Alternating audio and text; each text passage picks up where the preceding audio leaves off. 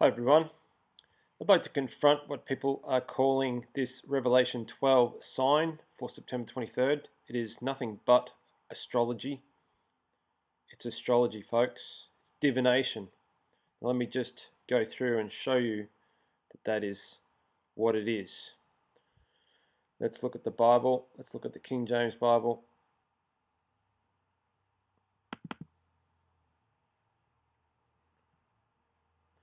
The story of Daniel. The word astrologers, blue letter Bible in the KJV. Isaiah 47:13. Thou art wearied in the multitude of thy counsels. Let now the astrologers, astrology, right? That's what September 23rd is. The stargazers, the monthly procrastinators, stand up and save thee from these things that shall come upon thee. This is the story of Daniel and Nebuchadnezzar and the astrologers and the soothsayers and the magicians not being able to interpret the dream for King Nebuchadnezzar. But along comes Daniel with the guidance and the leading of the Holy Spirit, and he's able to interpret the dream for the king. Daniel 1:20. In all matters of wisdom and understanding that the king inquired of them, he found them 10 times better than all the magicians and astrologers that were in all his realm. Daniel 2:2. Then the king commanded to call the magicians and the astrologers and the sorcerers. See? Astrology is mixed in with magicians, sorcerers, it's all one and the same. It's the occult. And the Chaldeans for to show the king his dreams, so they came and stood before the king. Daniel 2:27. Daniel answered in the presence of the king and said, the secret which the king hath demanded, cannot the wise men, the astrologers, the magicians, the soothsayers show unto the king. Daniel 4:7. Then came in the magicians, the astrologers, the Chaldeans, and the soothsayers. Now this is Babylonian times, right? And I told the dream before them, but they did not make known unto me the interpretation thereof. So they used astrology and could not make the interpretation of the dream to the king.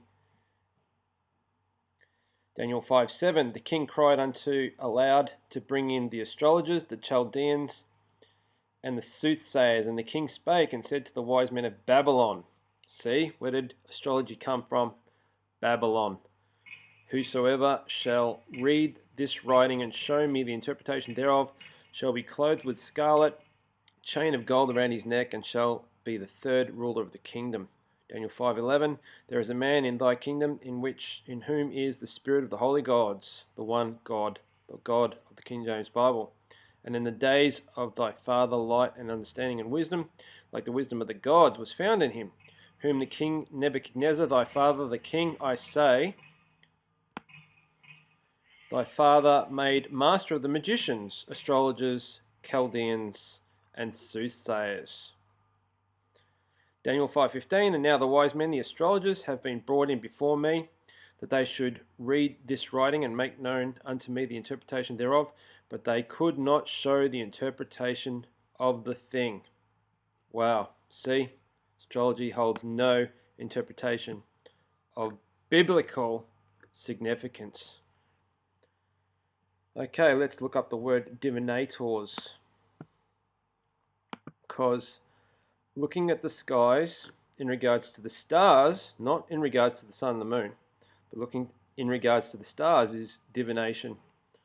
Divination, astrology, astronomy.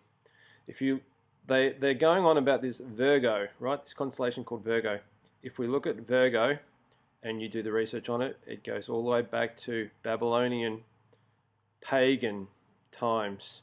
The naming of the star constellation Virgo is associated with Apollo. Okay, do you really think the Bible, what John the Revelator saw, was not this? I can guarantee you.